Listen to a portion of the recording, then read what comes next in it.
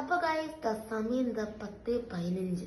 അപ്പോൾ അമ്മയ്ക്ക് കപ്പലണ്ടി മുട്ടായി കഴിക്കാൻ ഭയങ്കര കൊതി.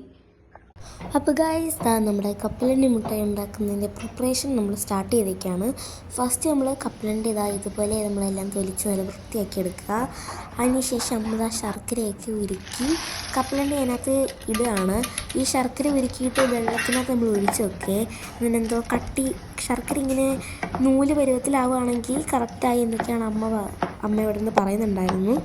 അപ്പോൾ കപ്പലണ്ടി ഇട്ട് നമ്മൾ മിക്സൊക്കെ ചെയ്ത് നന്നായിട്ട് ഒരു പരുവായിട്ട് ഇതിൻ്റെ കപ്പലണ്ടി മുട്ടയുടെ ഒരു പരുവായിട്ട് വന്നു കഴിയുമ്പോഴത്തേക്കും നമ്മൾ ഈ പാത്രത്തിൽ നിന്ന് നമ്മളങ്ങോട്ട് സെർവ് ചെയ്യാൻ പോവുകയാണ്. നമ്മളിതാ ഇപ്പോൾ അലൂമിനിയം ഫോയിലൊക്കെ വെച്ചിട്ട് നമ്മളങ്ങോട്ട് ചെയ്തുകൊണ്ടിരിക്കുകയാണ്. നല്ല ടേസ്റ്റായിരുന്നു കേട്ടോ. ഞങ്ങൾ രാവിലെയാണ് കഴിച്ചത്. ഇന്നലെ വെച്ചിട്ട് ഞങ്ങൾ പിന്നെ അങ്ങോട്ട് കിടന്ന് ഉറങ്ങിപ്പോയി.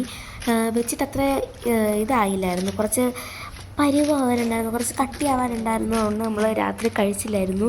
രാവിലെ എണീറ്റിട്ടാണ് നമ്മൾ കഴിക്കുന്നത്. ഇതുപോലെ നമ്മൾ അമർത്തി കൊടുക്കുക, 4 വശത്ത് അമർത്തി കൊടുക്കുക കേട്ടോ.